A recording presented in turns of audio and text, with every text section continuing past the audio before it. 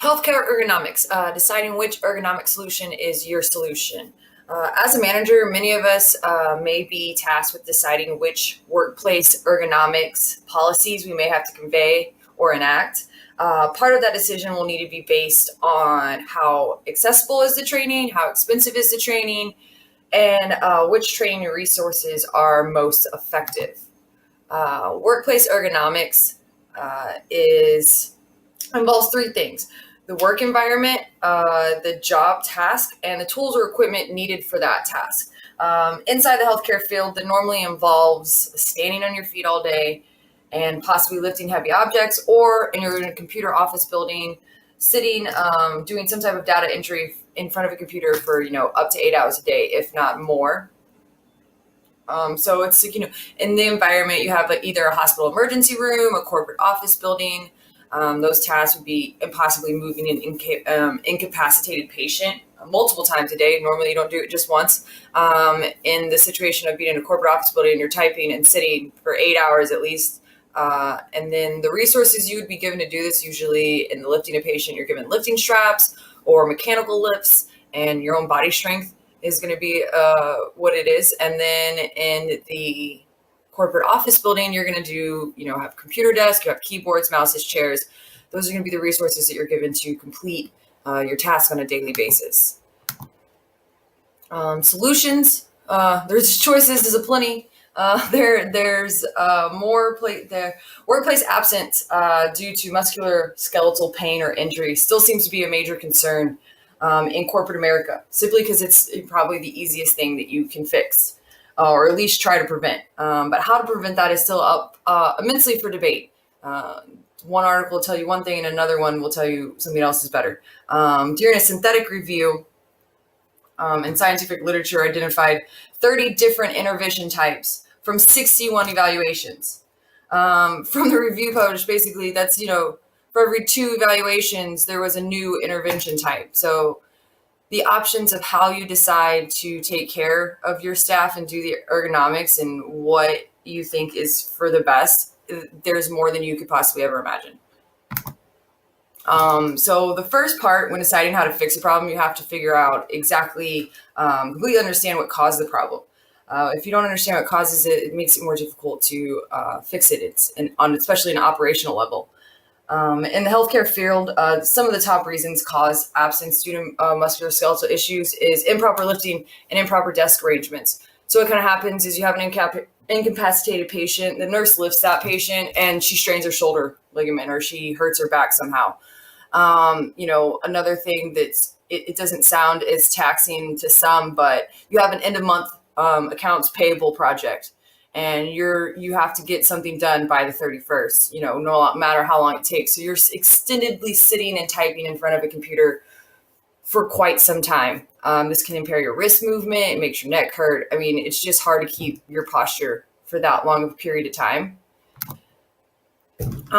Risk of patient transfer assessment instruments performed by an Iranian research index assessment revealed that more than 90% of subjects were in medium or severe risk of lower back pain due to nurses lifting patients.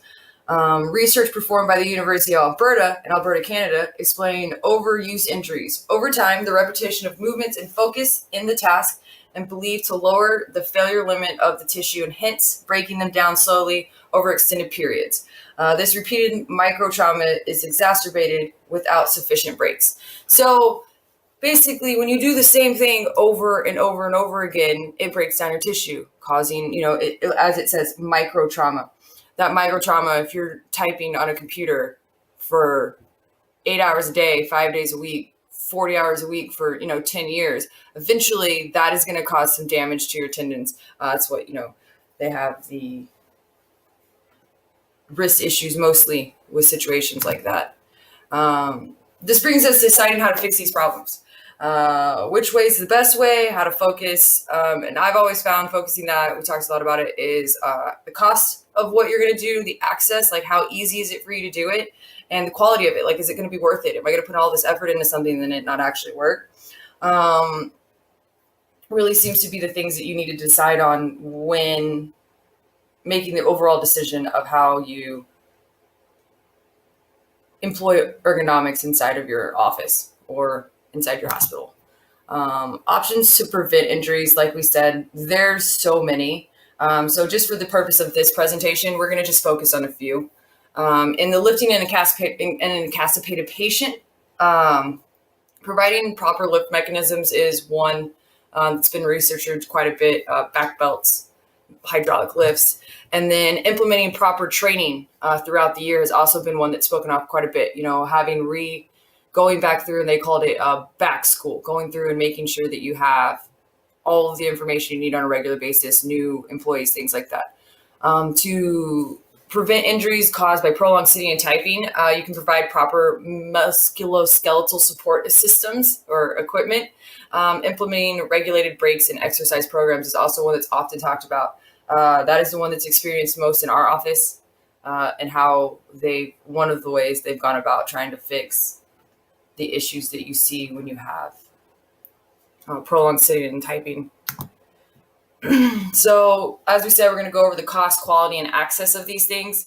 Providing keyboards, mouse pads, chairs, and adjustable desks that focus on proper desk ergonomics.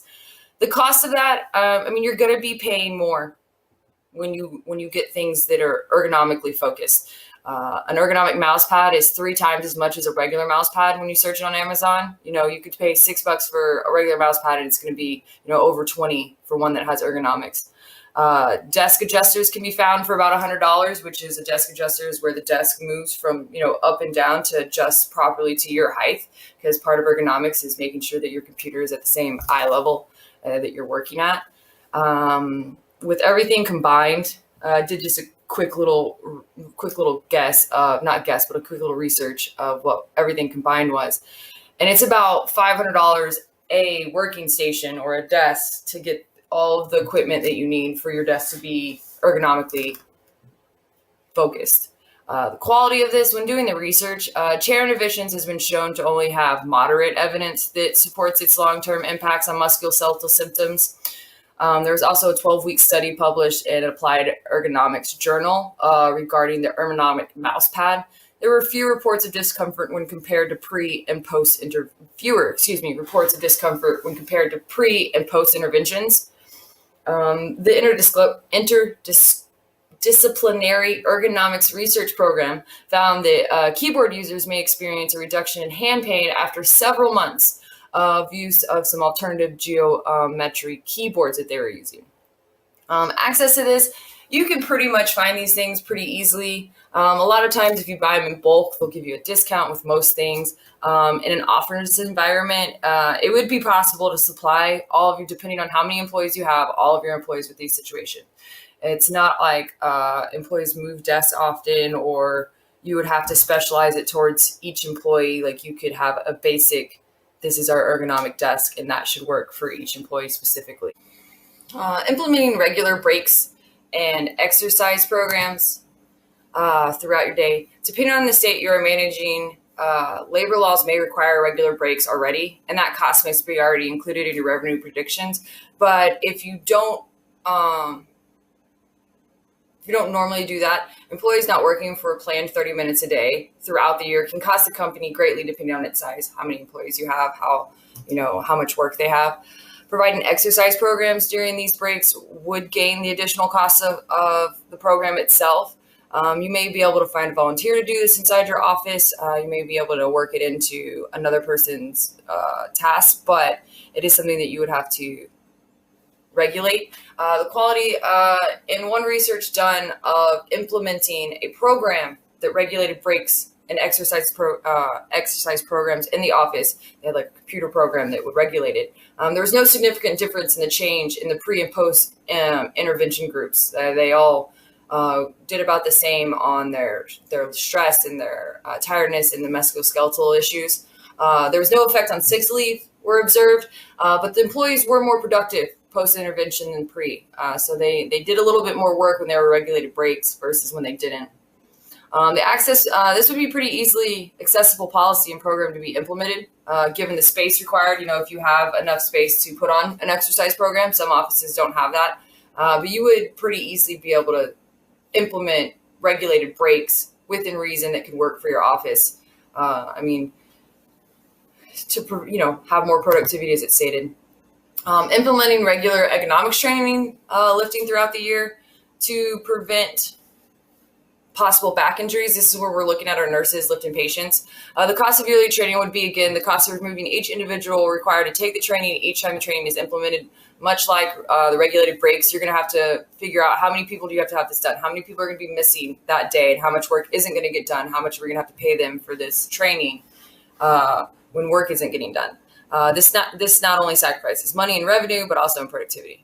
The quality of this, a study performed by the London University revealed a modest relationship between training of employees and a decrease in occurrence of back pain or sick leave associated with that disorder.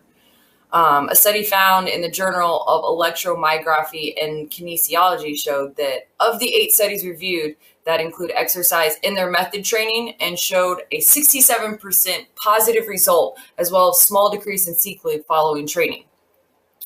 The access to this, it could be difficult considering nurses, because a lot of our nurses are contract. A lot of them aren't there every single day and don't have regulated situations that they're that they're every day. They could be there once a week, every couple months. So making sure that they get that required training would kind of be a difficult situation, but I think an HR company would be able to handle that pretty easily, I would assume. Providing proper lifting equipment like back belts and hydraulic lifts. This is a big one, and the cost of hydraulic lifts can be a minimal of $350, which would have to be considered how many rooms you need it in. Are you going to just buy one per floor and then move it from room to room? You would have to figure out exactly how many rooms you can afford it in that situation for that to be helpful. And then back belts, they're a little bit less expensive, but for a back belt to work, that means they have to use it. So you would have to provide one most likely to every nurse, and they would have to use it every day. And that would cost about $20 a day. I mean, $20 a nurse to get that back belt. You could reuse them, you could trade them out, things like that. But you would have to make sure that they wore them, is a caveat to the situation. There was 101 studies reviewed. It showed that 8 used back belts, and 50% of those had at least a little positive result, meaning that in those 8 studies, 50% of them, 4 of them, showed that using a back belt was positive in the situation. A cohort study done in 2000, published the Journal of American Medical Association, showed that neither frequent back belt use nor a store policy that required back belt use was associated with reduced incidence of back injury claims or low back pain. That study goes on to explain that was because people didn't really use them. Even if they used them twice a week, it still didn't really reduce their risk of low back pain and injuries.